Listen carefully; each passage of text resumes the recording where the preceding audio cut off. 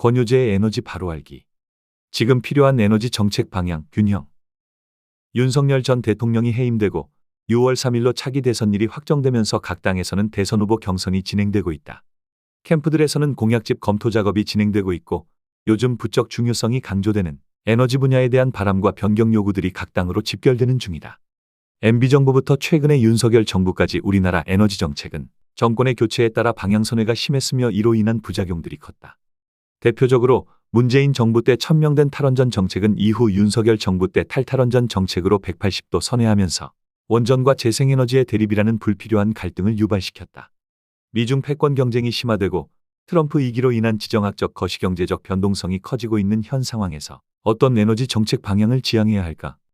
균형, 실용, 개혁이 핵심 키워드인데 3회에 걸쳐 각각의 내용을 소개코자 한다. 에너지 정책에 대한 유명한 명제가 트릴레마 이슈이다. 트릴레마란 문제 해결을 위해 3가지 조건 달성이 필요하지만 동시에 이를 만족시키는 해법은 존재하지 않는 상황을 의미한다. 에너지 정책에서는 신뢰할 수 있는 공급, 부담 가능한 가격 수준, 깨끗하고 지속 가능한 에너지 등 3가지 조건이 핵심인데 현실에서는 이를 모두 달성할 수 있는 단일 에너지원은 없다. 화석연료의 경우 우리나라는 90% 이상을 수입에 의존하므로 에너지 안보 측면에서 약점이 있고 온실가스와 매연 등이 배출되므로 친환경 측면에서도 단점이 크다.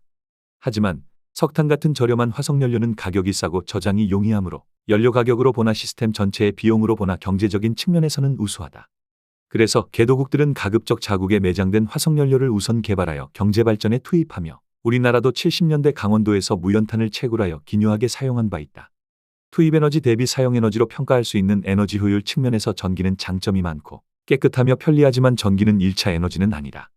향후 가능한 모든 영역에서 전기를 사용하는 소위 전기화가 넓고 깊게 진행될 것이므로 현 시점에서 에너지 정책의 핵심 이슈는 과연 무엇으로 전기를 생산하느냐이다.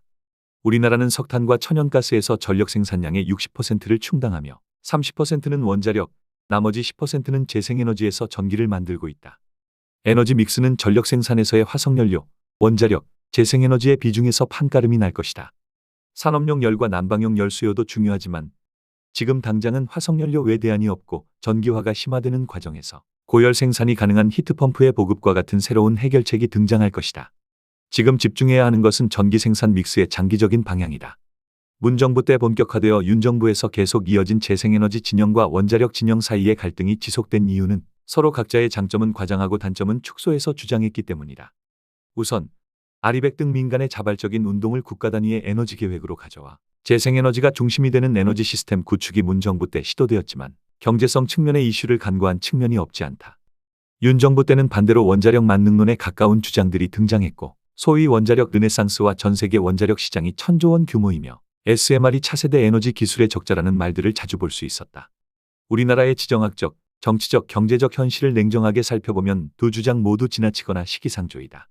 우선 재생에너지 중심의 에너지 시스템 구축 혹은 국가 에너지 차원의 아리백은 기술적으로도 어렵지만 지정학적이고 경제적인 문제로 다음 정부는 물론이고 차차차기 정부에서도 달성하기 쉽지 않다. 재생에너지가 기상상태에 따라 전력을 생산한다는 본질적인 기술의 한계 때문이다. 지난 4월 14일 제주도는 4시간 동안 도내 전력 수요를 도내 재생에너지 발전기로 충당했다는 일시적인 제주도 아리백을 달성했다고 대대적으로 보도했다.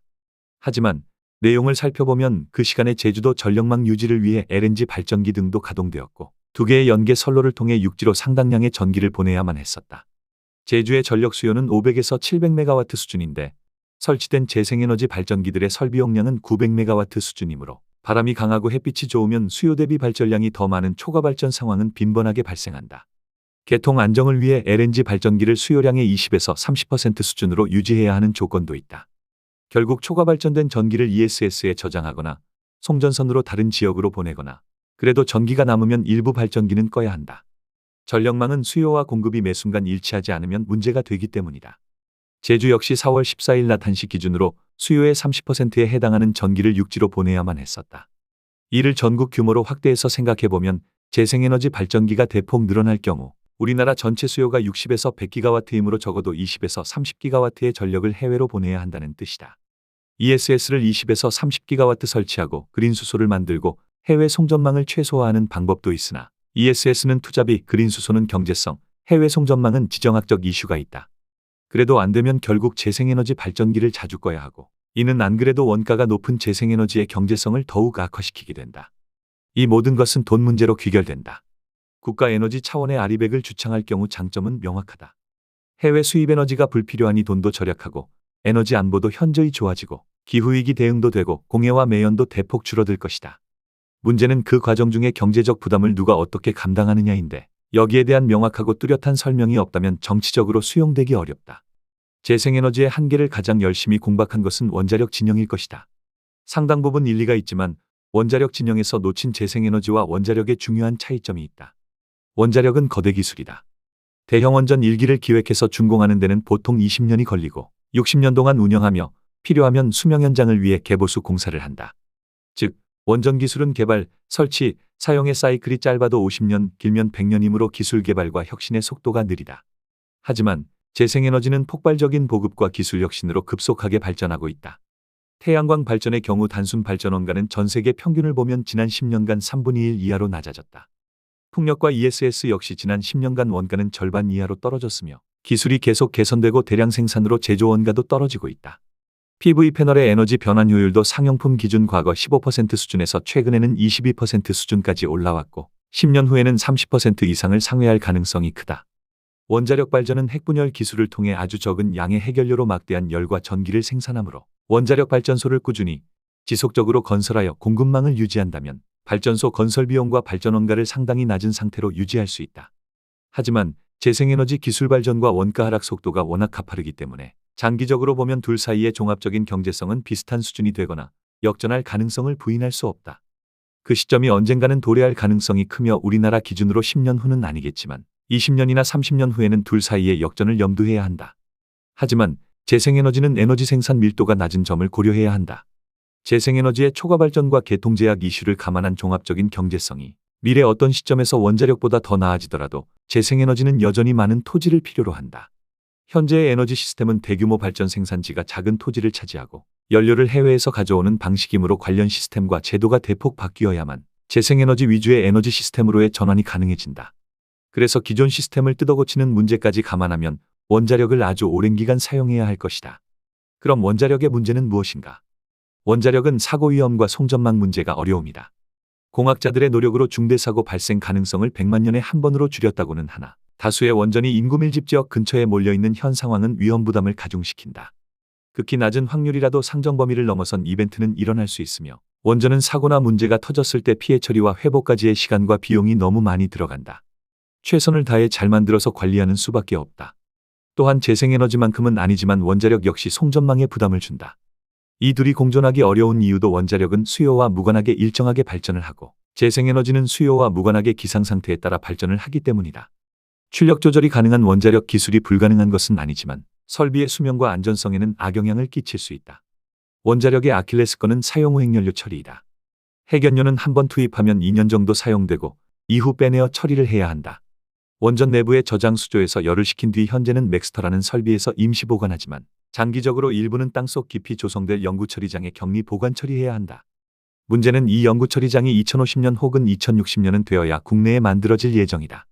그럼 그때까지 원전에서 계속 나오는 폐기물을 어디에 어떻게 임시 보관하느냐가 난제다. 이미 국내 원전 다수는 발전소 내에 조성한 임시 보관장이 포화 상태인데 기존 원전을 빠짐없이 모두 수명 연장한다면 부족한 임시 보관장 문제는 더욱 심각해진다. 아이러니하게도 이 문제를 지금까지 풀어온 방법은 원전을 계속 새로 지어나가는 것이었다. 신설원전에는 저장수조와 소내 임시저장소 공간이 있으므로 급한 대로 기존 원전에서 수용하지 못하는 폐기물을 신설원전으로 우선 보내는 것이다. 다시 말해 신설원전을 계속 건설하지 않으면 가까운 미래의 기존 원전들의 운전이 불가능할 수 있다. 또한 임시보관과 연구 처리해야 하는 폐기물의 양은 원전의 추가 건설과 수명 연장에 의해 지속적으로 늘어나는데 이를 받아줄 지자체를 구하고 연구 처리장을 건설하는 데는 너무 시간이 오래 걸린다. 이 문제는 정권이 바뀔 때마다 지적되었지만 항상 결론은 폭탄 돌리기였다. 과연 우리는 언제까지 폭탄을 돌릴 수 있을까? 거시적으로 보면 에너지 트릴레마를 풀기 위해서는 화석연료 수입을 줄여야 한다. 기후위기 대응을 위해서도 무탄소 에너지 중심의 전기화를 더 빨리 진행해야 한다. 이 과정에서 재생에너지와 원자력 모두 어느 한쪽에 치우쳐서는 이행 과정과 비용 부담, 안전성과 에너지 안보 등의 여러 문제를 풀기 어렵다. 열 수요를 감안하면 화석연료를 당장 끊을 수도 없다. 현실에서는 자동차 등의 수요로 인해 화석연료의 비중이 80%가 넘는다. 그러므로 최소 15에서 20년은 화석연료, 재생에너지, 원자력 모두를 균형 있게 사용해야만 한다. 또한 화석연료는 줄여나가고 재생에너지와 원자력 발전량을 늘려야 하는데 개통을 포함한 여러 난제들을 합심하여 풀어야 한다. 지금은 다른 에너지원을 비난하고 사라져야 할 대상으로 지목하여 공격할 시기가 아닌 균형과 공존을 다시 지향해야 한다. 더 칼럼니스트